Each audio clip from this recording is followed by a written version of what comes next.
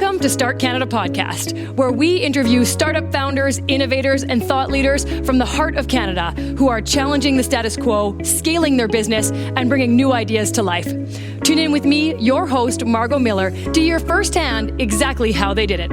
Start Canada Podcast is powered by the Manitoba Technology Accelerator and Tech Manitoba and sponsored by Scotiabank. In the next episode, we speak with Ben Buckwold, CEO of ESL Library, a company empowering language teachers to teach their best class every class, with exceptional content and courseware for all ages and all levels. Think lessons to flashcards and resources. But what sets them apart is their custom platform that provides the most relevant resources by combining machine learning with author-driven curation. And it is for this reason that ESL Library is used by language teachers in more than 10,000 schools around the world. So in this episode, CEO and founder Ben Buckwold speaks about understanding how to grow your team, knowing when to pivot, and the importance of customer service and user experience. If you're building an online resource-based business or you want to pivot to one, be sure to tune in to this episode of Start Canada Podcast with the founder of ESL Library. Ben, welcome to Start Canada Podcast. Thanks very much, Margot. So happy you're here. Start by just telling us, what is ESL Library? What are you up to? So ESL Library is a subscription-based resource site and courseware site for English teachers around the world. English is a second language. Teachers pay an annual subscription fee, and then they get unlimited access to the content. We create new content every week, add it to the site, and it's meant for all ages, all levels, or there's a variety of content for all ages and levels. And it's meant to either complement your textbook or to replace your textbook in the classroom. Okay, interesting. So now, is that too a part of why people are coming to you for this subscription service? Because you are constantly updating content, like you say, every week? Like, is that a big part of what makes their job a lot easier?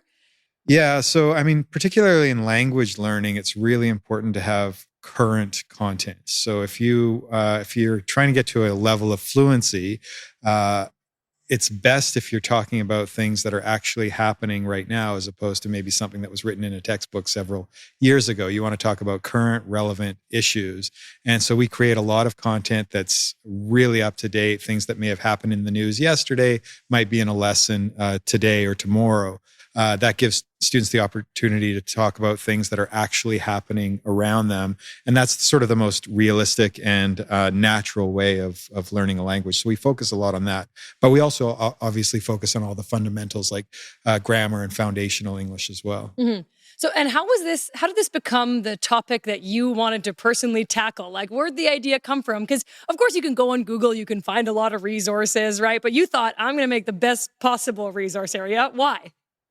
Well, I mean, it started with teaching English first. I went over and taught English in Japan after university. And when I was there, I taught both in business courses where you'd go and teach at schools like Hitachi or Mitsubishi or Sony. You'd go and teach at the campus of a big company. But then you'd also teach privately in the evenings. And almost everybody who wanted to learn privately typically wanted to just have conversation and speak about things that were going on, because they learn English their whole lives in Japan, from the time they're in kindergarten right through to the end of high school. But they never really get a chance to speak to anybody and to really use that language. So there was a lot of conversation schools there.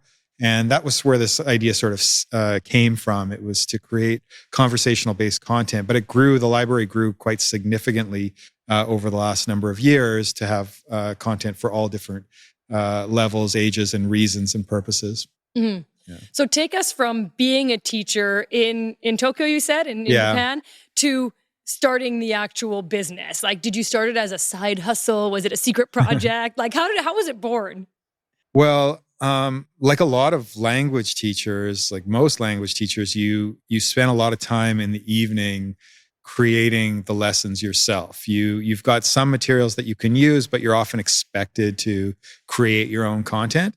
And you're not paid for that. So you're spending the time in the evening. And that's the same with most teachers in any subject. They're spending a lot of time in the evening doing work, creating materials that they're often not paid to create. And so we used to spend a lot of time in Japan, myself and my roommates and friends. We would look for material online. But this was, I went to Japan in the mid 90s. And so if you can imagine, what the internet was like back then, there was very little stuff online. There was some Yahoo forums and boards and stuff where language teachers would post things, but there was very little commerce on the internet at that time. And we would look for materials of other teachers posting things, and nobody really had any quality stuff. So all of us had to write our own materials. After being there for several years, I had sort of amassed a number of materials that I had written myself. And as I started to see newspaper companies start to move towards online subscriptions back then in the late 90s and sort of create that paywall, there seemed to be this opportunity to do the same for content for language teachers. And so I started to put together the idea of creating a subscription-based service, which was actually kind of a hard sell back in those days. By the time I got it off the ground, it was 2002, but that was still a really hard time to try to convince people to pay on a subscription model for content. Absolutely, yeah. So I imagine you have to build quite a bit of trust, right? Like prove that you're going to actually have new good content that's worth the subscription and coming back every month. Was that part of the struggle? Well, so in the beginning, there was only 40 lessons on the site at the time, and the quality wasn't that great either at the time. And now there's over 1,500 lessons on the site. But back then, it was less about how much content would be added weekly and more about just trying to get people to understand the concept of paying for content online. In general, pulling out their wallets and not only buying something online, but also giving up their credit card to be held in trust by us for a recurring billing subscription. That was still pretty foreign back then. There was no Netflix, no Spotify. And so people just weren't used to that in their daily lives, let alone in their work lives. So that was the harder sell then. But we built up a big enough following that really liked our content.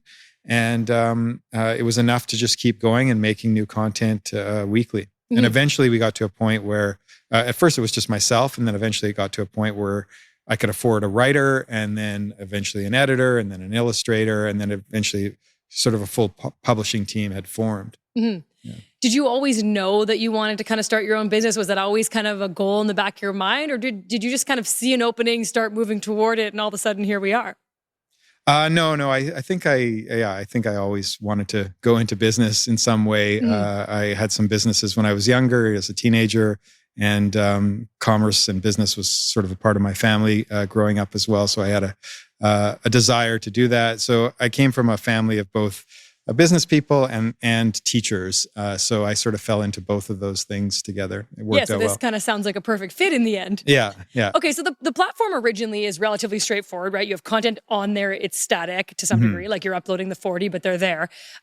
Eventually you move to this like much more kind of robust, evolving platform. The tech behind creating a good platform like that can set people back. How did you know how to do that part? Or did you have help? What was that transition like? We didn't know how to do that. So everything was very gradual in this business. We started with a small collection of content and gradually grew that content library. And over time, you started to get requests from teachers for certain features. In the beginning, the platform was very simple. It was just you pay your subscription fee, and then you have access to a library of materials of PDFs essentially that you can print out and photocopy.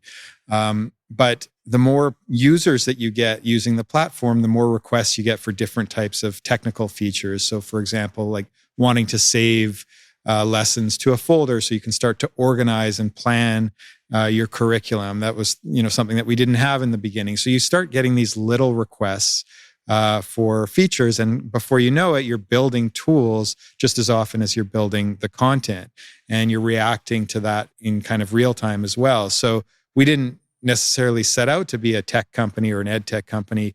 In the beginning, we were an online publishing company, but you just kind of fall into it. And I think everybody's a tech company nowadays, but you just kind of have to be. Yeah, you're totally right. You do have to be to evolve and kind of keep up, right? Yeah. So now do you have kind of permanent people on your team that are responsible for that kind of user experience, user interface side of things? Yeah. So probably up until about 2016 or so, we used to outsource the development of our website because it wasn't that sophisticated. We could, we had a platform, a subscription model, and an uploading tool and a few other features. And most of the additional features we could outsource. And we had people, at some point we had people in Winnipeg, some companies in Winnipeg working for us.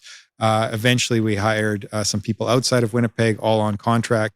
But around 2016 is when we started to hire in-house and start to build a team. And that was a tough thing at first because we knew a lot about publishing, but we didn't know really anything about building a technology team. Did you end up kind of going to the community for resources or support, or did you just figure it out amongst your team?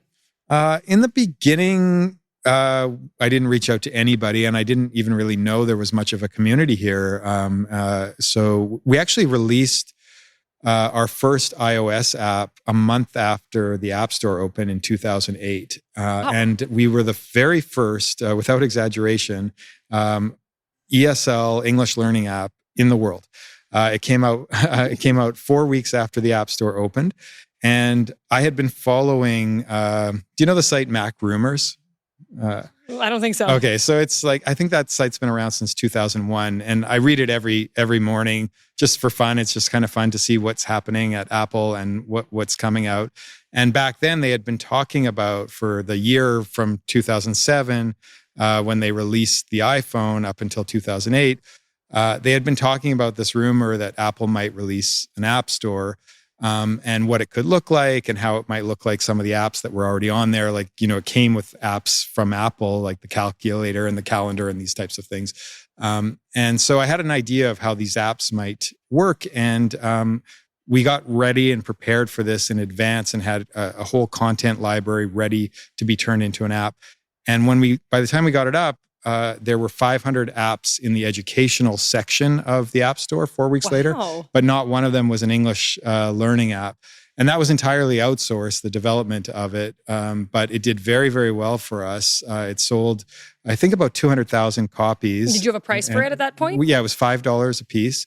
And we sold just around 200,000. One of the reasons was that there was no option. After about 3 or 4 months, there started to be other competitors, obviously, and then it exploded to having hundreds of thousands of English apps online. But regardless, the point was, going back to your point. Even back then, when we were making that, we didn't know that there was any community in Winnipeg to sort of lean on, and so we sort of went outside of Winnipeg, and we made a number of those apps over the next few years. They did quite well. And it wasn't until around, maybe it was 2012, 2013 that I started to hear about organizations like New Media Manitoba and all of the support that was coming out of the Manitoba government and how there was a forming tech community here. And that's when I started to sort of get more involved with all of the different tech companies that were here. Yeah, that's a good evolution, and it makes sense. How amazing that you were the first app on there. That's a pretty fun anecdote. Yeah, it was called Conversation English, and it was a really great app. It was based on 20 lessons, and it was based around, it was sort of a soap opera, and so each lesson was an ongoing piece narrative. Of it. Yeah, narrative where you were learning idioms based on this conversation of these 4 characters revolving around a relationship. So you were learning English based on these idioms and also following the storyline from lesson to lesson. And the lessons were written in California. They were edited in Vancouver. The illustrations were done in the Philippines. The audio was done in New York. The graphic design was done in Winnipeg, and the code was done in India.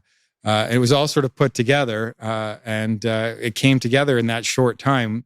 That does sound like a huge project, though. So for you to take that risk, the app store is maybe going to exist. You're already kind of working on this thing to be right out the gate. that seems like a pretty big tech undertaking for someone who kind of self-proclaimed doesn't come from that background. I was really nervous to do that app. First of all, we couldn't find any developers at first, right after the announcement had come out that there was this app store. And then I ended up finding a Google ad for a company in India that says that they do C++ coding, which was the type of code that was needed for apps at the time. And I emailed the person and or the company, and then somebody emailed me back with a number and said to give them a call. I ended up calling this guy in India who was the CEO of this. It was a fairly large development company, but they were not doing apps at the time. They were doing other things, but they wanted to get into it, and they wanted to sort of experiment with it. They hadn't made any yet, but they believed that they could. And so the guy on the other end of the line said, it'll cost $10,000. And he said, wire me $5,000 today and we'll get started tomorrow. And that was a lot of money for us back then because we were still pretty small. Yeah. And it was, I think at the time there was only 3 people at our company. And so I sort of walked around the office for about 2 or 3 hours, just humming and hawing as to whether I should go do this. And I ended up going down to the bank later that day and figured like the most I'm going to lose here is $5,000 on this because I really didn't even know this person. Right. And I sent it to him, and he emailed the next day and said, "We received your funds, and we're going to get working on this." And a month later, we had our app developed. And luckily, this ends well, where it was all legitimate. Yeah, it ended really well, and we Yeah. ended up building a good relationship with this company and building several apps with them over time. Yeah.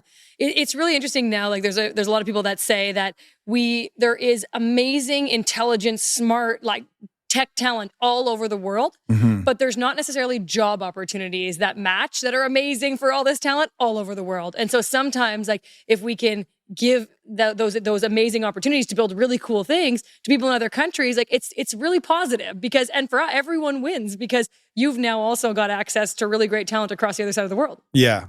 And, as we grew as a company, I really did want to try to grow this company here in Winnipeg and to build an office here. And we did. We opened an office in the Exchange, and the intent was to continue to grow as much of our company here locally. But it became more evident too that to build a great company nowadays, you do need talent all over the world. And so we try to keep a balance of hiring people here locally, and where we can't find the talent locally, we'll either outsource or also try to bring people into the city. So we've had an initiative to bring people from other countries into Manitoba, into Winnipeg, both on the provincial nominee program and the federal program as well. Yeah, that's great because then too, we're bolstering our economy. You're able to stay here because you've got now the talent that you need to run your business here. So that all sounds like really great. And I'm wondering when we were talking just now about kind of the app development and things like that, you said you had a few different apps over the years, and now you have a lot of that tech integration like right into your website itself. What are you guys working on now with kind of customizing what kind of content gets provided to the teachers who are using it? What's that integration look like? Yeah, so we ended up pausing all the apps that we were doing, and we just put all of our focus into ESL Library, which is a subscription model, and that was really the product that we were sort of most in love with. And this product, as I was saying before, it was primarily a content library, but as the content library grew and grew, it became more challenging for teachers to find the right content on our platform. So it doesn't matter if you have 100 lessons on the platform or 10,000 lessons on the platform. If you can't sort of navigate to the right content at the right time, it's irrelevant of how much content you actually have. And so as we sort of amassed this large amount of content that we had built up and written over the years, it became evident that the most important thing moving forward is being able to provide teachers with the most accurate and most relevant content at the right time. So that involves things like just better navigation, better filtering, better sorting, better search, and then also being able to curate content to teachers, and in a more technical way, building algorithms to be able to assess both sort of the needs of the teachers and the needs of the students. So looking at attributes and profiles of students and of teachers, and then results of teachers and or not teachers, but the results of students and how they're doing in a particular task, and be able to recommend content that will keep them moving on a more progressive path forward. Wow. So now it's quite interactive. The teacher can actually put in some of that information of kind of their students and a bit of that to be able to target the content. Yeah. So, I mean, we're just still in the early stages of all of this technology, but right now when a student signs up, they start doing tasks immediately, and we start logging the data of that, the results of how they're doing. And the intent is that sort of the more data that we can build up, and the more we can look at different cohorts of students and see that, maybe 80% of students who have this profile are struggling with this grammar structure, but ones who did this lesson first seem to progress faster. Well, then we can recommend this type of lesson ahead. So that's where we're headed right now, to be able to provide a much more personalized experience for teachers.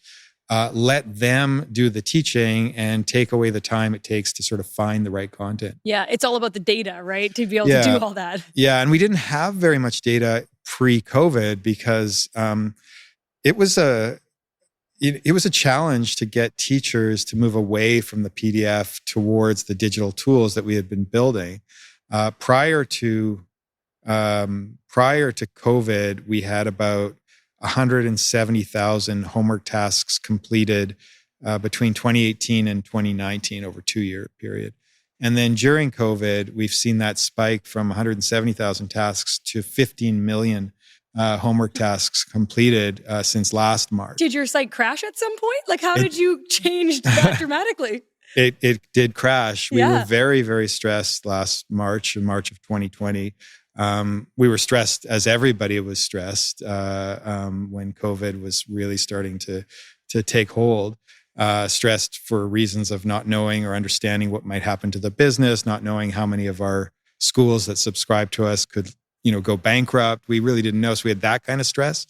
And then we had the stress of trying to accommodate all of these teachers who were moving online and were expecting something to work. And suddenly having, millions of tasks completed on a server that wasn't ready for that. We weren't ready to scale at that capacity. That's a dramatic shift. Yeah, it was. We had a lot of crashes at that time. Yeah, and a lot of late nights, and I can only imagine. So, let's talk about that for a minute. You're a business owner. You've done the right thing to pivot. It's exciting that you have this online platform being built, but there are days that things will just go wrong.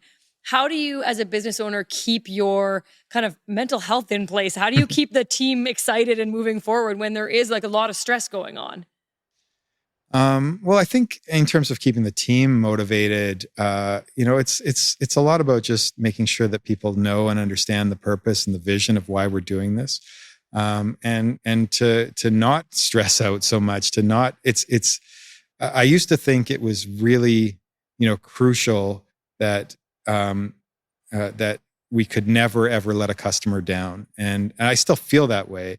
But I try to carry that burden for everybody now and not put that burden on the team. It's important to just let the team keep working and to keep them calm and to keep them motivated and excited about building something new and something great, and to not every time that there's a crash or every time that there's something that goes wrong, to not try to bring that up in a negative way, but rather to just work to solve it as quickly as possible. So we were constantly solving things and constantly putting out fires over the past year. And it was very stressful for people, but what would have made it much worse, I think, is to put a lot of pressure on everybody to really to pull through instead of just letting them do their thing and getting them to do it on their own. Yeah. What else do you think that this period of time taught you? Like, what do you feel like you got out of it at the end if you look back a bit retrospectively? This period of COVID? Yeah. Business related, of course, like with everything we're just talking about here. Yeah. I don't know. I mean, it's such an interesting time. I have a lot of friends who have businesses who have not seen that uptick in the same way. Mm-hmm. And it's important to remember that, a lot of what's happened to EdTech right now, it was coming anyways. EdTech was always going to grow and expand and explode. But, a lot of what has happened over the last year or so has been luck. And it's important to remember that too, because we've got good luck right now, but we could have bad luck down the road. And you have to be anticipating that and not just think that this was all so fortunate for us, but to remember that. Is it hard to manage how many staff you should be hiring? Because you've got this spike, so you need the talent, but you don't want to overhire because in case it doesn't last as things go back to normal. Has that been an issue at all across your mind? Yeah, a little bit. I think we know we want to keep growing, and we know regardless of COVID, technology in the classroom is now never going to go back. Like the one great thing about all of this for ed tech is that it forced teachers to try something that they didn't really want to try in the past. They were or were hesitant to, and now that they've come to grow used to it, now they're more demanding of like great quality educational technology in the classroom. Mm-hmm. So I don't think we're going to go back. So I'm not as nervous about hiring too many people and then the industry is going to scale down. Mm-hmm. I know that the industry in education technology is going to continue to progress. But it was also, as I was saying a minute ago, we didn't know how many schools might just shut their doors, and because we have both public schools and universities, but we also sell to conversational schools and private language schools, and they depend on people coming from overseas to come into their school for a few months and then go back home. A lot of those schools shut down, and we did lose that kind of business, but other ones grew and other online ones grew. Yeah, so wasn't so concerned about the number of staff. But was certainly concerned about just what might happen to the industry. Mm-hmm. Yeah. I think the evolution of the ed tech industry is a really interesting one. And like you say, the last year or so certainly catapulted that. Yeah. I know locally there are some organizations too, like Tech Manitoba included, who do a lot of work around digital literacy and like helping people who don't have those basic computer skills. Right. Oftentimes there is a parallel between new Canadians or new immigrants who have language barriers and also may have technical skill barriers, like their digital literacy skills are maybe not there yet based on just the nature of where and how they were raised, what access they had. Have you seen that at all? Do you what's your take or understanding of what's going on in that world of things? Well, we don't focus as much on that, but we have in more recent years, we have started to develop content for literacy for new immigrants who are coming here at sort of that almost like even pre-literacy levels. Mm-hmm. And so what we found is that it's not just a matter of teaching the language, but also just being able to use a keyboard or send an email. Some of these things have never even been done by many of the students that are coming into that program. Yep. And so we have in more recent years started to create some content that does focus on not just literacy, but digital literacy as well. Mm-hmm. It's just starting to evolve on our platform. Well, and I think it's just something that's been brought to light a little bit more in the last year. So it's great that you're looking at it. Yeah. We have a whole new flashcard section, I think, that's just strictly dedicated to digital literacy. So bringing up, pictures of mute buttons and camera hide or turn on or turn off buttons and things like that. So they're learning the language at the same time as learning some of the functionality. Yeah, exactly. Yeah, that's right. Yeah, that's great. And going to be so important as we continue to see the move to more online tech services. And this is really for every business out there, right? Yeah, for sure. There is definitely an overlap between like a lot of the people that are accessing your service and probably that group that needs some of those skills. So that's awesome that you're looking at it. Now, we were talking about kind of working with schools and school divisions and things like that. There's a lot of people who have products they think that schools might want, but it's a bit of a different relationship to get into a school because they have different processes and different kind of rules of who they work with. What's your take on how best to work with schools and school divisions? We've been doing this for close to 20 years now, and I still don't have an answer to that. I really don't. It's different in every school district that you go to. It's very difficult, and it's actually becoming far more difficult to get into schools now. If you have a technology product. It's easier if you're just selling a book, but if you have a technology product and you're trying to get into schools, you're not just trying to make the sale to the administrator or the program coordinator, but you're also trying to pass a number of tests for the technology, the security, the privacy. Right. And just to become a vendor, you have to jump through many hoops, or you have to make sure that your platform is really, really up to date. And then in the States, they have all new types of regulation about purchasing. We sell a lot to the States. So about 27% of our customers or teachers are in the US, about 23% are in Canada, and the other 50% are spread out around the world. But in the US, it's becoming more and more difficult, more and more challenging to sell to schools. More and more regulation, more and more Buy America initiatives kind of there as well. Yeah. So if you don't, in some cases, if you don't have an American company set up, you're not even allowed to sell to the schools. They're not allowed to buy from you. Even if you're their choice, they're not allowed to. Yeah, even if you're their choice, they're not allowed to buy from you. So we've seen that more and more in the last few years. We're curious if that's going to change now with the new administration or not. It seems like maybe not. But certainly in the previous 4 years, it went from being fairly easy to get in to being quite difficult. Interesting. So a lot of it might be kind of already on paper, like they're deciding for you, perhaps, if you're allowed to work with them or not. They've got a checklist of the safety kind of aspects to it, which I think is really important, especially if people are building products where they're maybe not thinking about that. If they want to be in this domain, really, we need to start thinking about that, to those listeners out there creating things that might be used by all ages. But what about actual like relationships just built off of who you are and trust? Like, is that a part of it, or is it really checklist based? No, it's, I think relationship is really important.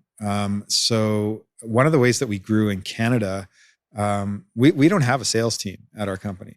But one of the ways that we grew in Canada was we started flying out to schools across Canada, and we would call up an administrator and we would say that we are working on some new content and we'd like to show it to you and get your opinion on it. Do you have an hour for us to come in? We wouldn't make it a sales call. We would just say, we'd like to show it to you. And if you think that it's good, then we'd like to give you a license for as long as you want for free to try it out. Or we'd also like to tweak it in a way that might work with your teacher's needs. And we ended up getting meetings with Toronto District School Board, Toronto Catholic, Peel District School Board, some of the biggest school boards in the country.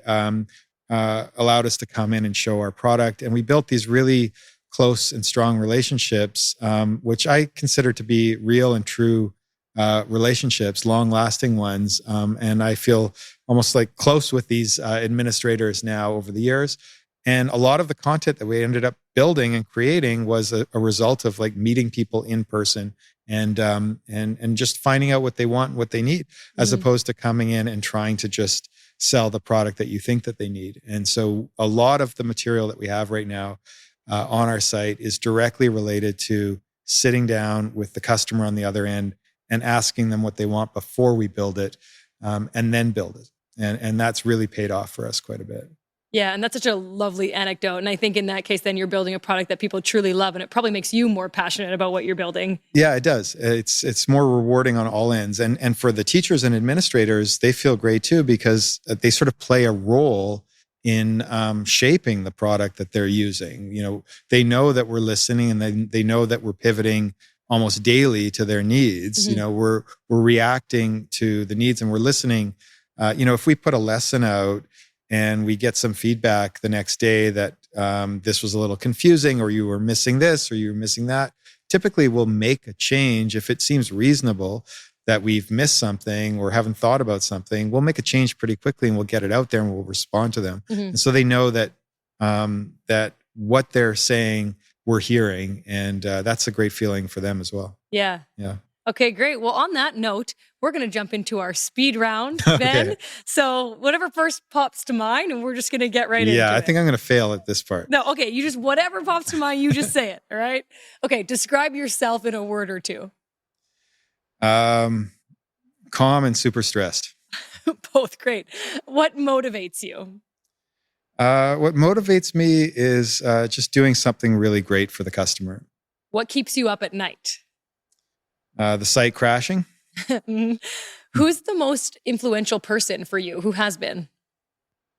Oh, geez. John Prine. Okay. He's a folk singer. Yes. What is one thing in business that you're so happy you did? I'm so happy that I went into business. I'm so happy that I took the step to do it. That's a great answer. What is most important for your mental health? To break away from work. It's a really hard thing to do, and I don't do a good job of it. But that's the most important thing. Yeah. What is one thing you've been wrong about? Everything. Good. Learn as we go. How do you personally continue to learn and grow? From listening to our staff and from our customers. Where are you in 10 years? In 10 years, I think that we're going to be one of the biggest ed tech companies in language learning in the world. Awesome. And we'll shout you out from here in Manitoba. What does being a great leader mean to you? It means making sure that the people who work at our company and who are on our team love what they do and love being a part of the company. That's our speed round. Okay. You actually did great, Ben. Thanks. Self-deprecating there at the beginning. You did really good, really good. So, I love kind of coming back to a few of these answers, and I'll bug you about the one of taking time for yourself, because I think it's just important to call out on a show like this, right? We talk to a lot of entrepreneurs on this show, and people forget to do that, myself included. I think when you have a lot of responsibility and people and you have your business, how do you actually take that time to stop? Like, have you made rules for yourself and maybe you just don't follow them, but... I pretend to make rules for myself. I have rules for myself, but I break them far too often. I don't know. I mean, I think maybe up until about 4 years ago, I was always working sort of 12 hours days. I would work on the weekends too. I'd always have my phone in my hand. But I have kids now, and it really makes me sad when I do that. I feel really badly when I do that, when I'm drawn to the screen versus drawn to the time with my children. So it's really, really important to be able to break apart from that. Otherwise, what's the point? Yeah. Especially as we work in technology, right? Because we know the psychological impacts of the tech that we're all using and interacting with all the time. And it's becoming more public knowledge too, but firsthand we know what we're creating with our user experience, That's right? Yeah. Okay, so for you, over this period of time, your business evolves, you evolve as well with it. What would you say that your personality has kind of changed over time too? Clearly you always were a hard worker. That's in you. What would you say about that? About the personality changing? Yeah. I don't know if my personality has changed. I think a lot of people just stay as they are, but I think you just get better at managing certain things, you know? So I don't necessarily think my personality has changed, but I think that maybe I've gotten better at managing the stress of running a business. And so that's not a change to the personality. It's just a better management, I think. Yeah, absolutely. Yeah. And you said too that you take the time to learn from your staff, learn from your clients. When it comes to internally, do you have to put practices in place to get obvious feedback from your staff, or is it as simple as just listening when they're talking? To be a good leader, it's some good tips here probably for other people listening and leading teams. I think I'm still trying to figure it out. I don't think I know nearly enough about being a leader. I think there's a lot still to learn. I think I knew how to be a leader when we were a smaller team, but we grew very quickly. Just a couple of years ago, we were about 2.5 years ago, we were about 6 people, and then we were about 13 2 years ago. About a year ago, we were 20, and now we're approaching 40 people. And that happened really quickly. So knowing and understanding how to lead a bigger team like that that's pretty new to me. And I'm learning as I go. But I think the important thing is to pay attention and to be open to learning, and to not just to sort of assume that you know everything you're doing. I think actually when we first transitioned to become a tech company a couple of years ago, I did think I knew what I was doing, because we were pretty successful in outsourcing the development of technology. And I assumed that would mean that we could do the same internally, or that I knew how to run a team internally. But I didn't. It took really a couple of years to understand how to do that internally. Especially if you're building like the pieces you're outsourcing, or probably the more technical pieces. You've got team coming to you now with questions. You have to know how to answer those questions. But if they're tech related, it's hard. Yeah, but even the bigger thing, like I wasn't answering the tech questions. The bigger thing was how to structure a technical team. Right. I didn't know how to put a team together. I didn't know how to create a sort of, how that team might look with a project manager and different roles in that team. I really didn't understand anything about that, because that was what was always being done by another company, right? Yeah. So I understood how to, wireframe the product that we wanted and explain to the other companies what we wanted. But that didn't mean that we knew how to build a team internally. Do you have any kind of secrets or tips now, having Well, I would say that you should lean on other people to learn that. So I didn't realize as well that I could lean on other people to sort of help me with that. And eventually, a really great friend of mine had just left his job as a CTO of a really big tech company, and he was sort of transitioning between roles. And he was looking to do some consulting, because when he was the CTO at this tech company, that company would hire these coaches and sort of mentors to help their executive staff learn how to become better at their jobs. And he realized that he had some of that skill too. So he was starting that type of job, freelance job, for a little while between jobs. And we ended up hiring him to be a coach for us, both at the management level and on the team level. And I found that once we started to have a coach or a mentor teach us some of the things that we were missing, we very quickly picked that up and were able to start to build teams in a better way. Mm-hmm. Yeah. And I mean, that makes a lot of sense. And at this point now, I know too that you kind of take pride in hiring the right people and the best people to now help with all that work. What tips would you have for someone who wants to ensure that they're getting the best hires, that they're actually putting time and energy into getting the strongest team together? Well, there's that expression: hire slow, fire fast. Right. Yep. So, but the crucial part of that is the hire slow. We hired way too fast in the beginning, I think, just assuming that anybody with a certain skill level could do the job. But it's not just the skill level, it's the personality, it's understanding if those people can work well with the rest of your team and are really dedicated to the product or have a real interest in the product, really want to see it through. So there's a lot of aspects to hiring that go beyond just the skill level. And that's really important. And that's something that we've come to learn over the last couple of years. Mm-hmm. As we were starting to grow, we really didn't know that, but we've hired a lot of people in the last year or so. And I'd say that everybody that we've hired is really exceptional. And we're really, really happy with the team that we have right now. That must feel good. Yeah, it feels great. Yeah. And then, you were alluding to the fact that as you grow, leadership does kind of change because your company is constantly changing internally. Do you have best practices around keeping a good culture or what you've seen what you've learned as your culture's evolved? Because there is such a different feeling as the team grows rapidly. Yeah. And we're trying to figure that out right now too, because now we're completely remote. And we will probably stay that way for a while. So now you're not only, before you were trying to sort of create a culture in the office, going out for drinks after work, or having certain things happen during the day, or lunch gatherings, and a certain vibe you want to set in the office. But now it's very different to do it all online. And it's challenging because there's this sort of solitary loneliness that everybody feels, even though they're connected all the time together. I think it's important that if you are going to be online a lot, that you break away from work sometimes and do fun games and fun activities and do sort of workshops that have nothing to do with work at all.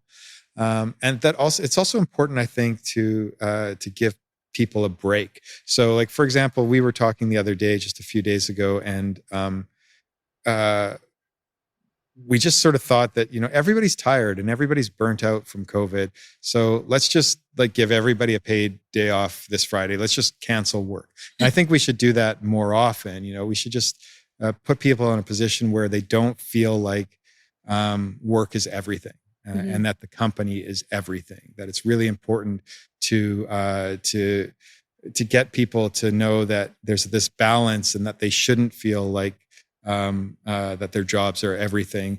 That there's their outside life that's more important. And I think if you can get that point across, there'll be this sort of more relaxed culture in your workspace, and people will just come there and really do their best. Mm-hmm. Yeah. It's like a different level of respect and appreciation when they know that they're being supported in return. Yeah. If you're not trying to hijack their whole lives, then I think that their life at work will be a much more balanced one and a more relaxed one, and you'll get a lot better output from that as well. Mm-hmm. Yeah. Talk to me about what you've seen as a change in productivity since allowing kind of the whole team to work from home, since moving to that kind of company. There's different camps on this. Do you feel like it's exactly the same productivity, higher, lower? Have you seen a difference? I have seen a difference. Prior to that, we had this weird mix because half of our team was in Winnipeg and the other half were freelancers in other cities. Mm-hmm. And so the team that was in Winnipeg were all at an office together. Mm-hmm. And we had rules that you would come in and you would work at the office. And if you wanted to work from home, you needed to ask. And we never said no to working from home, but you needed to let us know that you were going to work from home. And I think that we always just sort of assumed that if you were working from home from the Winnipeg staff, that you might work differently. You might work much better in the office, even though there were people in other cities who were working from home. Now, the people in other cities were primarily writers and editors, where they should be working from home anyways. It's more dedicated tasks. Mm-hmm. and they need a quieter space, and it's less collaboration for most of the time. There's a lot of collaboration for the writers and editors, but then there's a lot of like alone time that you really need, and you can't have the distractions. And then in the office in Winnipeg was more of our customer support and our technical staff. But to answer your question, we assumed that it was a better output if we were all working together in the office. We actually saw the opposite happen. People were far more productive once they started working from home, and we've been very happy with it. Now, the one thing that I regret, though, is that there isn't chance for people to come together sort of once a week and collaborate in person, because that connection in person is really important. Mm-hmm. So I think if you're going to be a remote team, at minimum, once COVID is over, you start putting a budget aside to take your staff on a retreat, maybe twice a year, and everybody at least gets together in person at some point. Because it is kind of sad if you work together for many years and never actually see the people in person.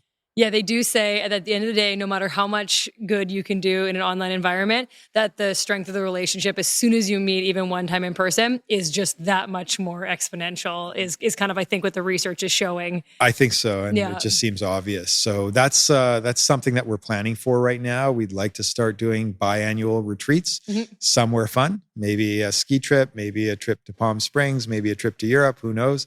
But something where everybody can just like have a great week or a few days all together. Yeah. Well, that's a pretty good plug there. So if anyone's looking for a new job, you want to check if ESL Library is hiring, because they're going to have some very cool perks in the future. Team retreats. Yeah.